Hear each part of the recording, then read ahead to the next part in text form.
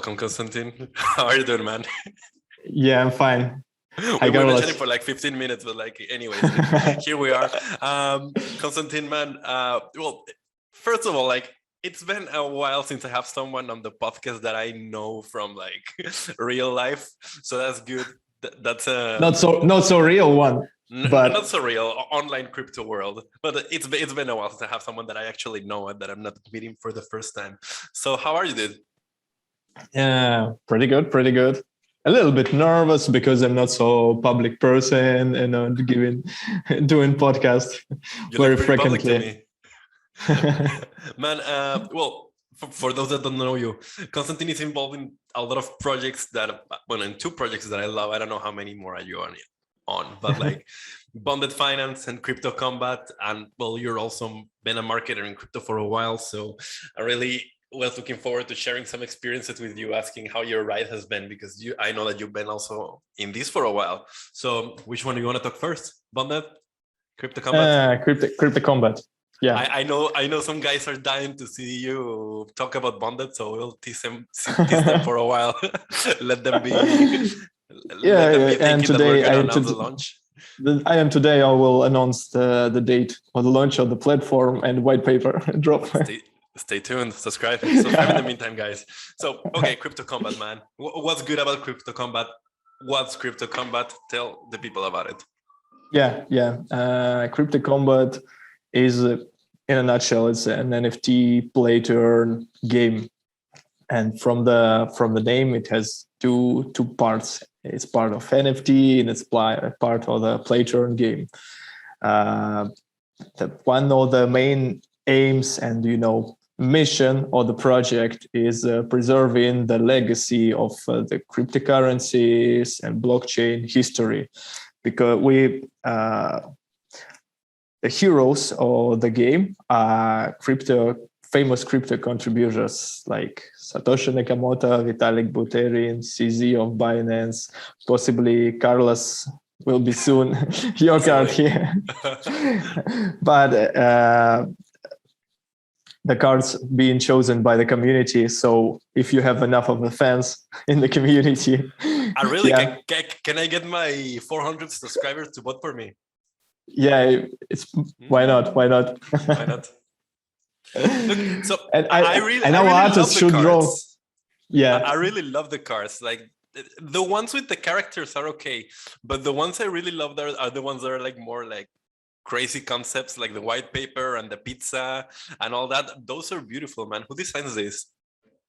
Yeah, you don't know his name. He's anonymous one, but he's rather famous outside of the crypto and blockchain worlds. Oh, really? Yeah. So, look. Yeah, let me tell a little bit more about that collection and what we're doing with it. Yeah, as you have mentioned correctly, there is not only the cards, NFT cards, or the heroes, but also the cards or that preserving some most important events in the history of blockchain. Like, for example, very soon we will have an anniversary, not so fine one, but still, of the Silk Road being closed. And it will be on 3rd of October.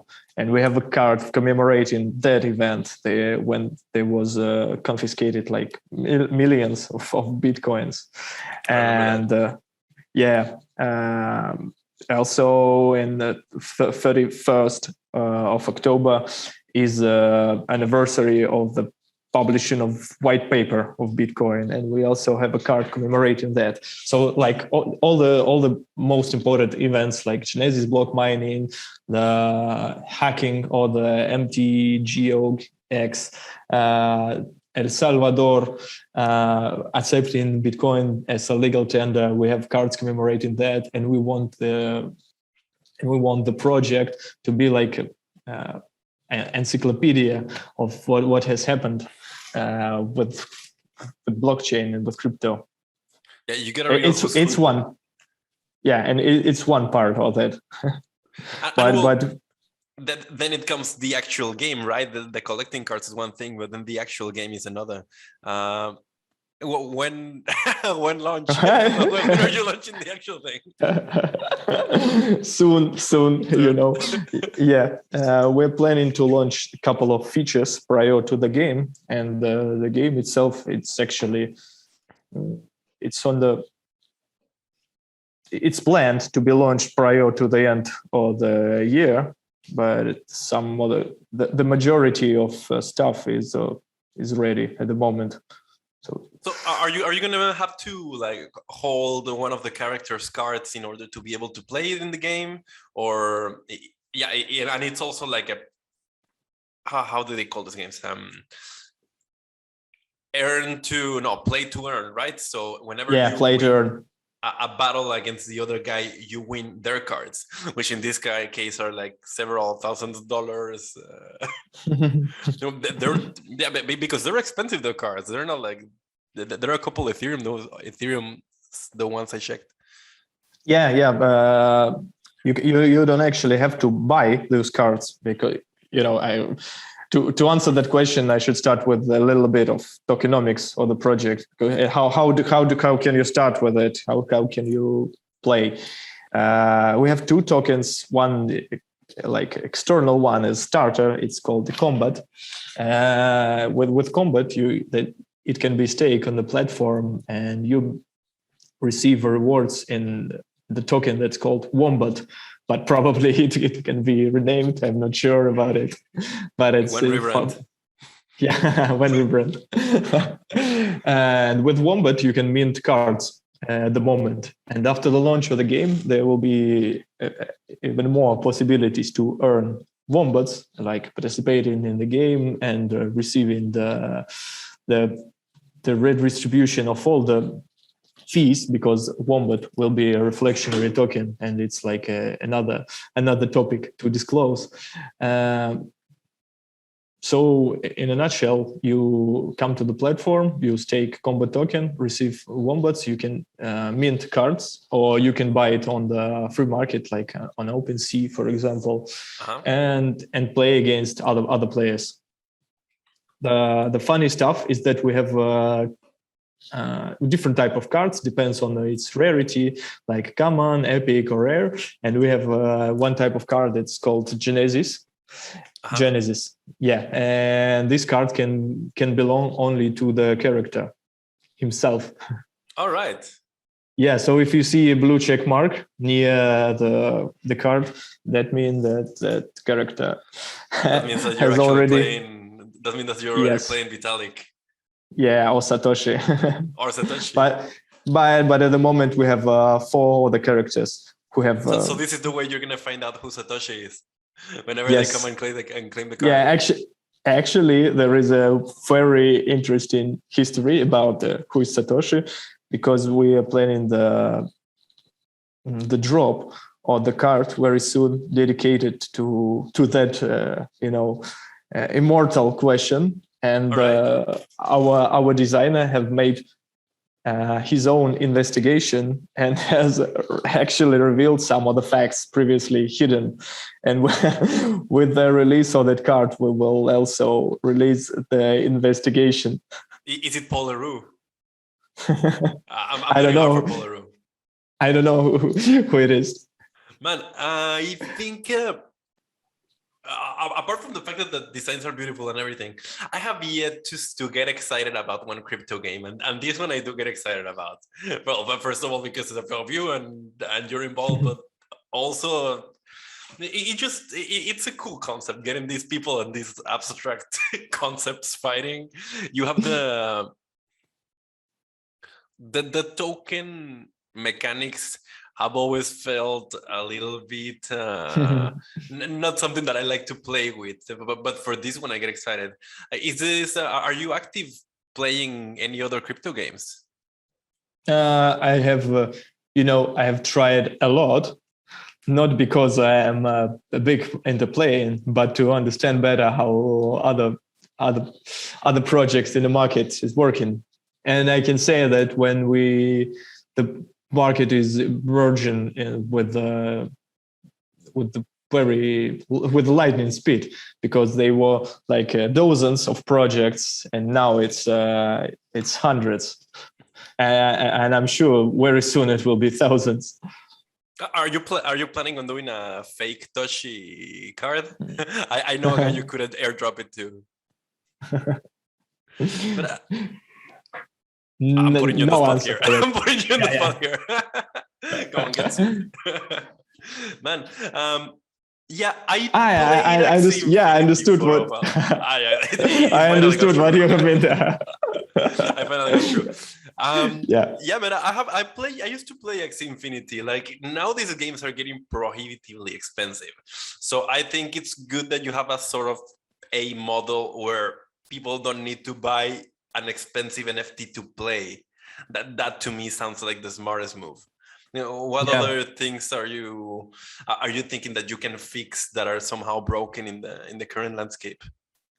Yeah, we have put a lot of thoughts into the tokenomics to make the game affordable, and to make it, the problem is if a lot of people play, and the price of the internal game token is dropping because they're selling it, and the price of the cards is growing, and price of the main token is growing. So we have put a lot of thoughts into it, and we are preparing the release of the renewed tokenomics. Yeah, we have already disclosed some facts. That doesn't making the token deflationary. Sorry, that doesn't making it deflationary not make it more expensive. It's about an internal token. It will make it more expensive, because if we don't make it, some people will just stake and sell, and it will, the seller pressure will be very high. So we have introduced the token, the internal Wombat tokens will be issued and minted, I can say, only after the battles. So and it will be distributed mainly among the winners of the battles, and only the small part will be distributed among the stakers, to reduce the seller pressure and to encourage players to participate in more battles. It's crazy how these things, like these magic internet money that we like to play with, they just turns everyone into an economist. Like, I never thought I would be thinking about these things as much, but whenever I'm like writing an article or something, that you actually have to go deep in tokenomics and go into how, because sort of everything that you do in tokenomics is as to avoid either people trying to screw you or trying to screw other people. And that's something very interesting that I think crypto is becoming really a testing ground for a lot of this game theory stuff. If you follow Kleros or these companies, they're putting out these amazing papers just because now they have so much to play with. Yeah. I have a marketing background, and I was not too much into, financial models. Yeah. And working with crypto, and especially with startups, it's frequently you're doing everything at the moment. So I had to understand better. What was your first crypto marketing job? I'm curious because, we're both in the same boat when it comes to being a marketer in this world and working with the same type of project and everything. My first experiences were bad, man. Like bad. And my first experience was awesome. Really? What was it? Ethereum. Ethereum ICO. Vitalik is my first boss. No, it was 2018, and I was invited to become CMO of the crypto analytical platform. It's called Data Light. It was awesome experience for me, because prior to that I haven't worked in the international project. I was working mostly in the domestic market, and I've never worked in the emerging markets, and especially in those wild and such a progressive markets as the crypto one. I have done a lot of different things. I was working in the real estate, automotive. I was doing e-commerce. I had my own startups in marketing. But when I came to crypto, even that was not the best time for crypto. I was, it was love at the first sight. I came to crypto just before the big dump. So I got my first job in December 2017. Imagine, everything was downhill ever since for like 2-3 years. Actually, before I started working in crypto, I was doing translations for truck drivers. Imagine that. Wow. Yeah. For Mexican truck drivers in the US. Mexican truck or drug? Can you please specify? I can't. There was a bit of everything, but it was mostly truck. No. Like I was working with this company that does loans for truck drivers to afford their first trucks or whatever, and they need to have their sites in both English and Spanish because they get so many people like in the south of the US that are just Mexican or from El Salvador or all these countries. I was just doing the translations for them. And then I got offered a job in this marketing agency in Cyprus. And they're like, but do you know what crypto is? And I'm like, yeah. I'm sure I can Google it and figure it out. Took me a while to figure out, man. Like at first, I remember sitting in the office, like one of my first days and learning what Bitcoin is already on the job. Yeah. Not nice times. And it's, understanding comes in layers. That first you understand, but 1 year later you say, it was that. Exactly, yeah. That is what decentralization works this way. Okay, got it. And 3 years later, it's another layer of understanding. First, you learn how to do articles about it, and then you learn how to actually understand what you're writing about. Yeah, and I can understand how Michael Saylor can come with the tweets about Bitcoin every day, because there are things to say about Bitcoin every day. And you think you can, but I think you could program a Michael Saylor tweet generator and just like have it like that South Park episode when they're coming up with episodes for Family Guy. They're just like take animal, take plots, take this, and you can do the same with Michael Saylor's tweets. Like some of the stuff there, it's unbelievable. the parallelism that he draw. So, but then you get into the more complex stuff. You get into like all this DeFi thing that we've been working on so far, and what are you excited in the world of DeFi? I think I'm excited about the very same thing that all participants in DeFi are excited. That first of all, I'm not very satisfied with current banking system. And we have problems in most of the countries. They are the same. Interest rates are low for the lenders and they are high for borrowers. There is a problem with the accessibility of the banking products. For example, when I wanted to buy a car, I was not granted to receive a loan because really? Because I have never taken credits in my life. So no previous loans, and you can take this one. Man, my first credit card, it had like a limit of $600. That's like the most a bank would give me to play with, and sometimes not even that. And I've been trying to get an extension on that one for ages, man, ages. Like I've never managed because I've always been paying in crypto, so I just have nothing to show them, and it's like, yeah, you cannot get it $600. That's how much you get, and I mean it fucks you up, man. Yeah. With DeFi, the thing that excites me, one of the things that excites me the most is the concept of money Lego. That all that products can be interoperable between each other. And it's not only with DeFi, it's another layers of NFTs also a part of it. And with the decentralized organization also can be implemented in it. So we have different ecosystem that can be integrated into each other's projects, even without the permission. So, and it's provide, like unlimited possibilities to create something new outside of the existing stuff, just by, for example, connecting these products in something new. I think of the money Lego things a lot, because you get a lot of things that are super complex and a lot of things that are more simple than you would imagine for something like that.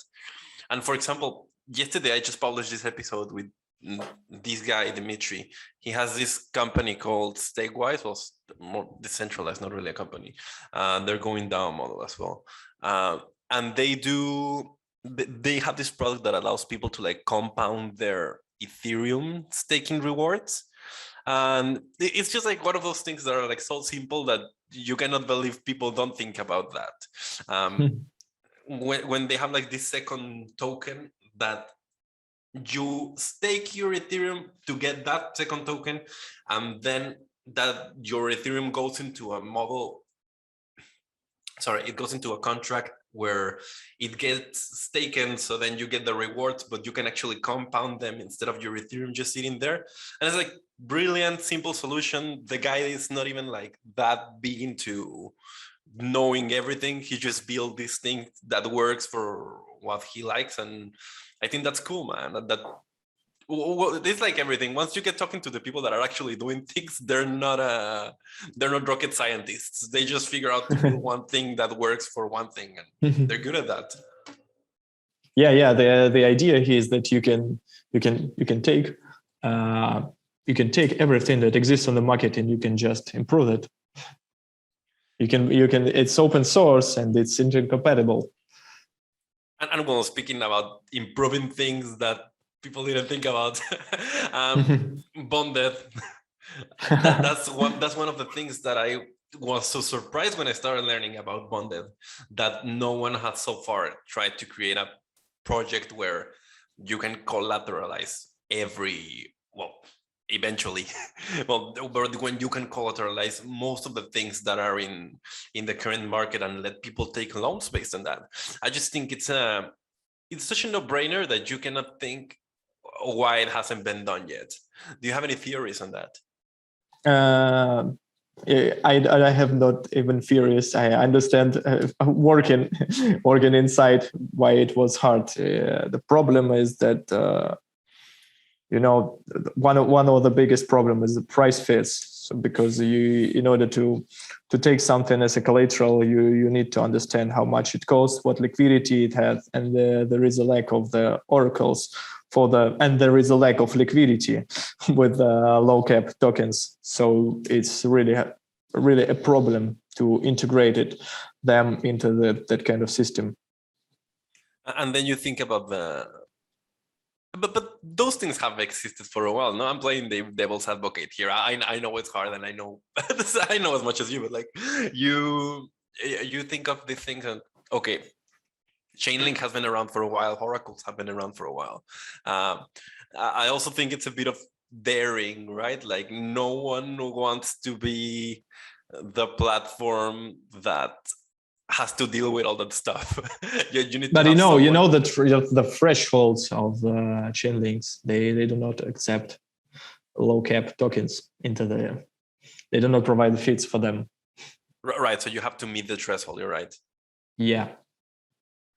That is one of the problems. What are the rest? Because I figured that a lot of people listening to this are going to find that interesting.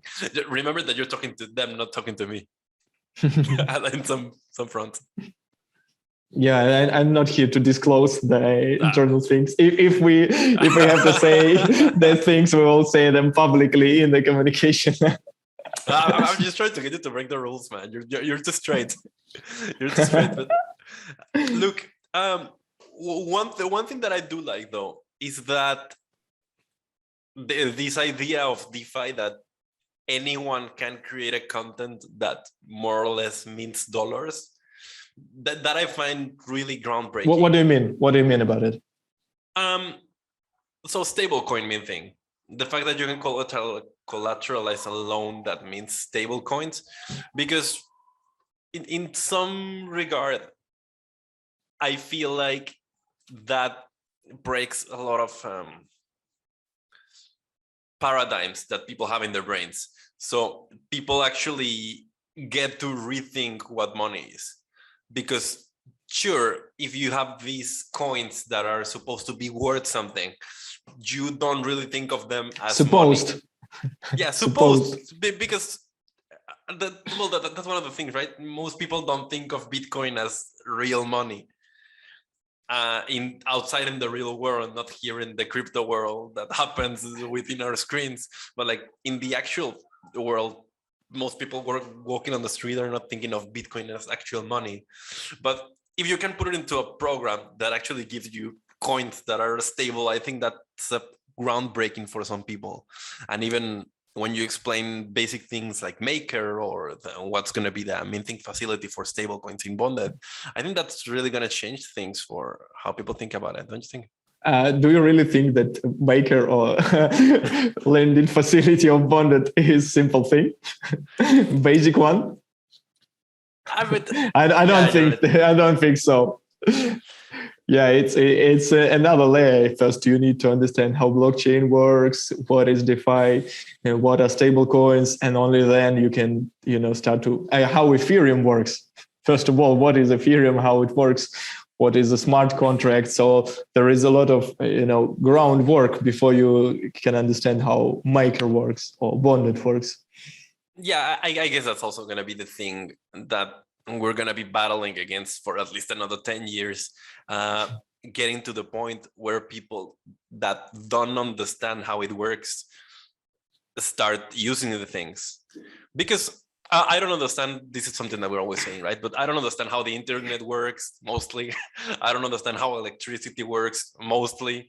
And my mom, when I was 6 years old and she got home with a computer, didn't understand how computers work, right? She just thought like, okay, this is what we do now, we get computers. But by the time we're doing that with crypto, I don't know what needs to happen. Right, but actually the adoption is very quick. NFT market growing is also helping it, because you are seeing it everywhere, and the merge between the art and digital art is very notable. With auctions like Sobeys and with galleries and with collection cards, they all adding their drop for the general adoption of cryptocurrencies. So you can come from different angle. You can come from the financial angle, or you can come from the collectible angle, or you can come from the digital art one. But still, you are adding for the adoption of cryptocurrencies, and you understand how they work. Did you see that Twitter is going to integrate Lightning Network tipping into their iOS system? Yeah, it's not surprise. Jack Dorsey is a big fan of the Bitcoin. Big Bitcoin maximalist, but still, okay. Because before it was all talk, right? He's been talking about Bitcoin for a while, but now he's actually doing something with it. I'm curious how the mainstream users are going to take advantage of this, because if you see, for example, the Kardashians, they sink their teeth into everything they can, right? Any avenue they see to make money, they start taking advantage of. So you think that all the celebrities are suddenly going to start becoming Bitcoin maximalists? Yeah, we're already seeing it with the laser eyes. Yeah, and we have seen it with NFT cards. So much celebrities have jumped on that wagon of NFTs, creating their one, not understanding what it's about, but understanding that they can earn money on that. Yeah, what I'm wondering more is how Jack Dorsey is planning to build the decentralized social network on Bitcoin blockchain. Did they say already that it's going to be on the Bitcoin blockchain? I'm not sure, but I'm still interested in how he's planning to build a decentralized social network, because it will be, censorship-free one. Right. Social network, and Twitter is famous for its censorship. I remember back. Well, I had this guy, Brian of London, Dr. Brian of London, and he's a big supporter of a guy that you cannot mention the name of because your content gets taken off everything. His surname is 5 digits. No, longer. I don't know. I don't know which one. It's like 8. Okay, we can cut it. Say it, and we can cut it. We can cut it. Tommy Robinson. Okay. Tommy Robinson. Which one were you thinking about? I was thinking about Trump. Trump. No. Trump's an easy one, but not this guy. I'm gonna have the editor beep this. This guy would actually post something about him on Twitter or say something about him on a YouTube video, and it would be taken down. He was an activist, something. And he's a big supporter of them. And I really think that video got hit because we were saying the name. We were trying to be funny and just say it around. He did mention the name of another guy in the video that that one didn't get taken down because of that, but we had to delete that part when he mentioned that name in order to be able to put it back up. So there is censorship. But you can't even name him in the negative. Also, no, this one you can, because there are people that you can name and say negative things about, but this one, nope, not even that. He's Voldemort. Yeah. He's Voldemort for real. But I dropped the thing I was playing with. I don't like. I don't want to get political here, but I don't like where this direction is going, because if you can discuss things, you can solve the problem. Freedom of speech, Maxi. I want to redirect things because I've been talking too much freedom of speech lately. This started to become the freedom of speech podcast. But if we go back to Bonded for a second. Blockchain, it was about financial freedom. It goes, if you start with one freedom, you're in the pipeline, right? In a rabbit hole for all kind of freedoms. And then you end up in fortune. And leaking the dev. Leaking the dev platform. Dude, how? We were talking about this yesterday about how crazy it is that a project that hasn't even launched has such a strong community, and I think there's really something to that. I don't know. Can you please repeat? There was a glitch. Yeah, you got frozen here a second. Yeah, so yesterday we were talking about how strong these communities and how they're funny. Sometimes they get offline, or so sometimes they go a bit too long. But in general, I'm surprised to see the kind of community that crypto can build for such abstract concepts in the minds of people. So have you ever seen something like that? Have you ever seen people go this crazy? Yeah, well, possibly I had seen, but not with a project that's on that stage, and right. Not so giant one. The fan base. I love the community of Bonded. Really, I love them. I'm going to the Telegram group, and it puts a smile on my face. And I don't know, it gets you thinking about because you have to have the financial incentive, right? People are not gonna be doing that if they don't think they're gonna get something out of it in some sense. Yeah, and as far as I understand, they were rewarded, with liquidity provide us program rewards, and with staking rewards. So they are satisfied with it financially, and they're waiting for more. They're waiting for. I mean, people always want more. That's the thing. Yeah. You cannot just sit there and be content with what you got. But but you can understand that sense. Then you have found the project that can be, 10 times more, 100 times more, and you feel inside of the community, the closed one, or the chosen, who do believe and do understand the premises behind the project and why it could grow so much. And that is even something that, people make fun of this, right? About the when moon, about the number go up, all that. But when launch, that as well. But when you start, I was reading one of these old blog posts by Vitalik, and he was talking in there about how obviously the easiest way to have a happy community was for the number to go up. Like that's the easiest hack that we found so far to make a bunch of people happy. And it's so basic in the mind of the crypto community that things work by these incentives. And I don't think that has exploded in the mainstream as much as it could have. But it's not only works in terms of the financial incentives. It works in terms of the flex also.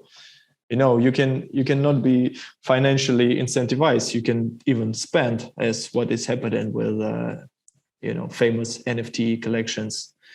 A lot of people just buying those Bored Apes or CryptoPunks or rocks just to show that they can buy it, and they feel participation these days. Hmm? How much is a CryptoPunk these days? I can name you the exact.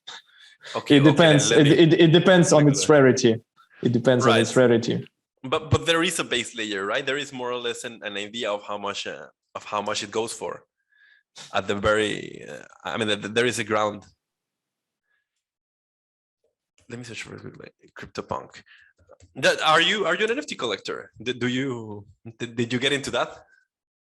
Not so much. I have a crypto Kombat collection. Right.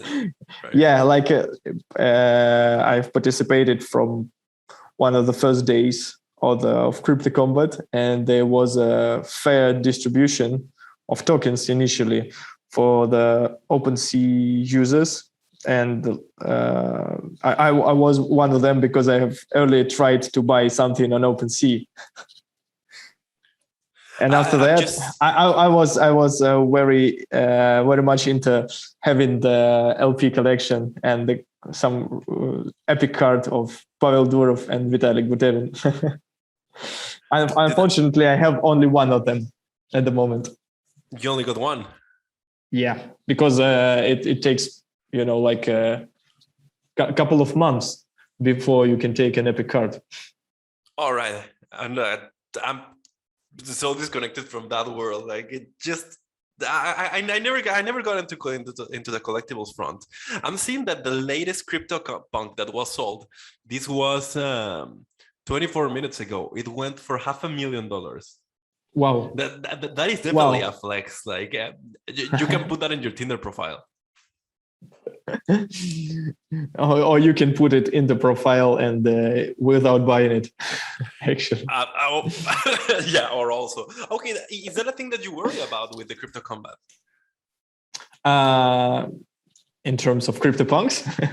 what? In terms of like NFTs, I don't know, the NFT mania dying down, the perception of NFTs changing, people copy-pasting the NFTs to the way that they become valueless. I don't know. How do you think about that? I think that the NFT hype will come down, that's for sure, because it can't last forever. But the play to earn hype is just rising. So we will be when the game will be released, we'll be on the top wave, possibly, or the play to earn hype. and there is an interest in among the investors, among the regular players for that kind of projects. So it will only grow. And with NFTs, the hype will end, but the technology stays, and there will be a lot of different facilities and different technologies surrounding NFTs, and they will be, there are now projects that integrate NFTs into VR or AR. It will be much more usable in the gaming, and we are waiting, for the big players coming and using the technology. Are there any... A plus, some gaming studios. Yeah, are there any big gaming studios that are moving into this front? I don't have that information at the moment. I was talking yesterday to Veracity, and they have these. Do you know them? No. They have this platform. It's they build this blockchain-based browser or like video player that you can use to give people rewards for like watching an e-game sports and everything. And that has been done before, but no one had really figured the way to make sure that everyone watching is human and that they're constantly, that you're giving the rewards to the legit people. So whenever you have the ability to do that, then your utility skyrockets, because then you have advertisers that want to pay to be there, and instead of a centralized community receiving the rewards, a centralized company, receiving the rewards, then they get distributed to the people, and there are more incentives to watch, and obviously prices go up. There are very nice dynamics, and I think that we're going to see something like that come up for two thoughts about it. First one is Brave browser. Yeah, previously introduced that model, but we haven't seen the skyrocketed number of users of that browser. But you can really earn money, not so much, but still just for using just for browsing every day. I never figured why it didn't get more popular. Got any theories for that? I don't know. I'm personally the fan of Brave browser. I'm using it, and I like how it blocks the advertising and things like that. And the second thought is that I hope that the thing that the one who is watching is real human won't be verified, like it's in the Google verification process where you should find free bicycles. Yeah. or the one that makes I'm not a fan of Veracity. the one that really wants to make you think whether a piece of this piece of concrete is a sidewalk or not. Yeah, fuck that, man. that that's screws with my brain. I'm thinking also, like, this is just a thought that I'm not finalized, I just had it, but you could even think that BAT or the Brave browser didn't get more popular because people sort of feel guilty for not watching advertisement. Like, they know that that's what's paying for, like, the YouTubers or the Facebook platforms that they're using, whatever. Do you think it's something like that? No, I think they just didn't have enough of the exposure. The Brave, as I know, I'm not. I haven't made any researches of it, but I think that the majority of Brave users are crypto enthusiasts, and they know about browser from the token. Yeah. So the token was their primary marketing tool, and the non-crypto audience just don't know that this browser exists. And also, I guess more people don't know how to cash it out, right? Probably also. But even how many users do you think? I'm going to search for this. This is an interesting one. Because MetaMask, they just did a big announcement, right? They just crossed like a big 100 million addresses or something like that. Wow. How many users does MetaMask has? Because I would think then Brave browser has been around. How much addresses do you have, Carlos? Like 4. How about you? Something similar. So we can cut it in 4 and cut the real users.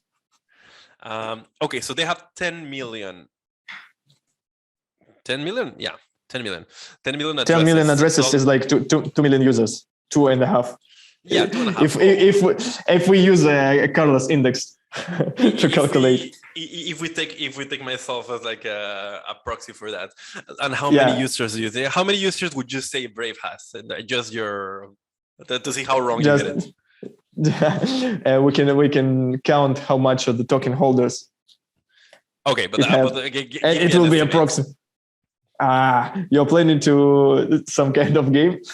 I'm playing. What will be the reward if I guess? You're getting some bad tokens if you do. Wow! I think it will be 500,000 users. No, 36. 36 million. 36 million. Users. Yeah. Wow, okay, so it is more popular than I thought then. Yeah, me too. And people have it in 2-3 devices, I guess, right? Like you have your phone, you have your laptop, and maybe you have your computer work, or you have 2 phones. So let's say 2.5.